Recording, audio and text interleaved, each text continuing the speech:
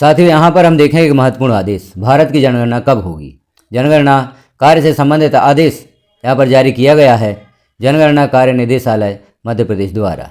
यह आदेश प्रमुख जनगणना अधिकारी एवं कलेक्टर जिला समस्त मध्य प्रदेश के लिए जारी किया गया है। इसका विषय है जनगणना 2027 के प्रथम चरण तथा मकान सूचीकरण एवं मकानों की गणना के जिला स्तरीय प्रशिक्षण के संबंध में यह आदेश है। इस आदेश में बताया गया है भारत की जनगणना कब होगी। तो हम देखते हैं इस आदेश को। उपरोक्त विषयांतर्गत लेख है कि जनगणना 2027 का कार्य 2 चरणों में संपादित किया जाना है। प्रथम चरण में मकान सूचीकरण एवं मकानों की गणना का कार्य मध्य प्रदेश राज्य में दिनांक 1 मई से 30 मई 2026 की अवधि में किया जाना है, जिसकी अधिसूचना मध्य प्रदेश के राजपत्र दिनांक 23 जनवरी 2026 में प्रकाशित की गई है। जनगणना कार्यों को समय सीमा में संपादित कराने के लिए राज्य शासन के अधिकारियों का विभिन्न स्तरों पर प्रशिक्षण अत्यंत महत्वपूर्ण एवं आवश्यक है। इसी अनुक्रम में जनगणना 2027 के प्रथम चरण यथा मकान सूचीकरण तथा मकानों की गणना के कार्य के लिए 2 दिवसीय प्रशिक्षण का आयोजन किया गया है। तो मकान गणना सबसे पहले की जाएगी, उसके लिए प्रशिक्षण कार्यक्रम भी आयोजित किए जाने लगे हैं। तो यहाँ जैसे आप देख रहे हैं यह प्रशिक्षण का आदेश है। जिला जनगणना अधिकारी का पद नाम यहाँ पर देखें हम तो जिला जनगणना अधिकारी, अतिरिक्त जिला जनगणना अधिकारी, अनुविभागीय जनगणना अधिकारी, जिला सूचना विज्ञान अधिकारी या NIC, एक जनगणना लिपिक जिला कार्यालय। नगर निगम से नगर जनगणना अधिकारी, जोनल चार्ज अधिकारी, एक जनगणना लिपिक प्रत्येक नगरीय और जोनल चार्ज कार्यालय और चार्ज ग्रामीण चार्ज अधिकारी, अतिरिक्त चार्ज अधिकारी, एक जनगणना लिपिक चार्ज कार्यालय। नगरीय नगर पालिका या नगर परिषद के मुख्य नगर पालिका अधिकारी, एक जनगणना लिपिक और नगर पालिका या नगर परिषद कार्यालय, इनका प्रशिक्षण होगा। आगे भी कुछ और जानकारी दी गई है प्रशिक्षण से संबंधित, इसे भी आप देखें। इसके अनुसार आदेश के अनुसार अब पहले मकान गणना का कार्य होगा जो 1 मई से प्रारंभ किया जाएगा। उसके पश्चात जनगणना का कार्य किया जाएगा, वह भी तिथि निर्धारित होगी कब से जनगणना का कार्य किया जाएगा। तो पहले यहाँ हमने देख लिया मकान गणना का कार्य 1 मई से प्रारंभ किया जा रहा है। और हम एक और खबर देखते हैं जिसमें बताया गया है कि मकान गणना का कार्य कब से प्रारंभ हो रहा है और जनगणना का कार्य कब से प्रारंभ होगा। यहाँ आप देख रहे हैं खबर, तैयारी पूरी, अर्थात जनगणना से संबंधित तैयारी पूरी हो गई है। 1 मई से जनगणना हर 1000 व्यक्तियों पर एक प्रगणक होगा तैनात। 16 से ट्रेनिंग प्रारंभ।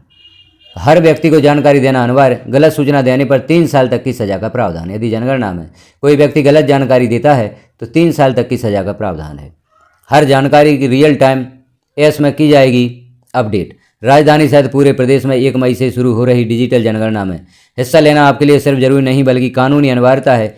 यदि कोई व्यक्ति जानकारी देने से इनकार करता है या गलत तथ्य लिखवाता है तो जनगणना अधिनियम के तहत उसे 3 साल की जेल या जुर्माना हो सकता है।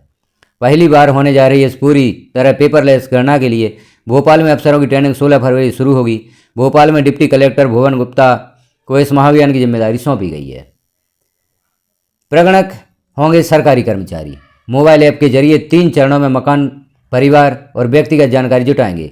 डेटा रियल टाइम में सुरक्षित पोर्टल्स पर अपलोड होगा। जनगणना के दौरान हर 1000 लोगों पर एक प्रगणक तैनात रहेगा जो घर घर जाकर जानकारी जुटाएगा।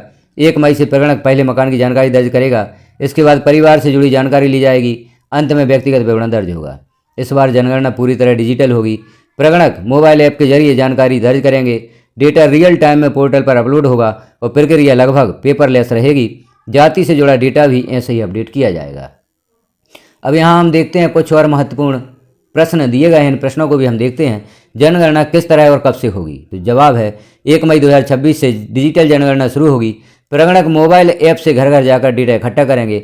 ऑफलाइन एयर डेटा कलेक्शन किया जाएगा। ऑनलाइन ऐप के माध्यम से real time air data upload किया जाएगा।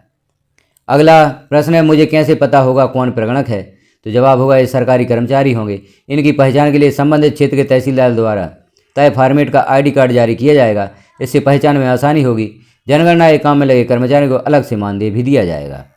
अगला प्रश्न, जनगणना से संबंधित मैं अपनी सभी जानकारी क्यों दूं? कानून क्या कहता है? तो जवाब होगा जनगणना के लिए जरूरी 33 सवालों के जवाब लिए जाएंगे। साथ ही मकान के सूचीकरण को लेकर जो सवाल जवाब किए जाएंगे हर व्यक्ति को जानकारी देना अनिवार्य है। जनगणना अधिनियम 1948 के नियम 1990 की धारा 11 के तहत सभी को जानकारी देना अनिवार्य है। कोई गलत जानकारी दे तो तो इसका जवाब है यदि कोई व्यक्ति गलत जानकारी देता है तो उसके खिलाफ जनगणना अधिनियम 1990 के तहत दंड का प्रावधान किया गया है। गलत जानकारी देने वाले व्यक्ति को 3 साल की कैद या 1000 रुपये जुर्माना या फिर दोनों ही सजा मिल सकती है। 5वां प्रश्न है डिजिटल डेटा कितना सुरक्षित रहेगा। तो जवाब होगा आपसे जो भी जानकारी ली जाएगी वह पूरी तरह सुरक्षित रहेगी।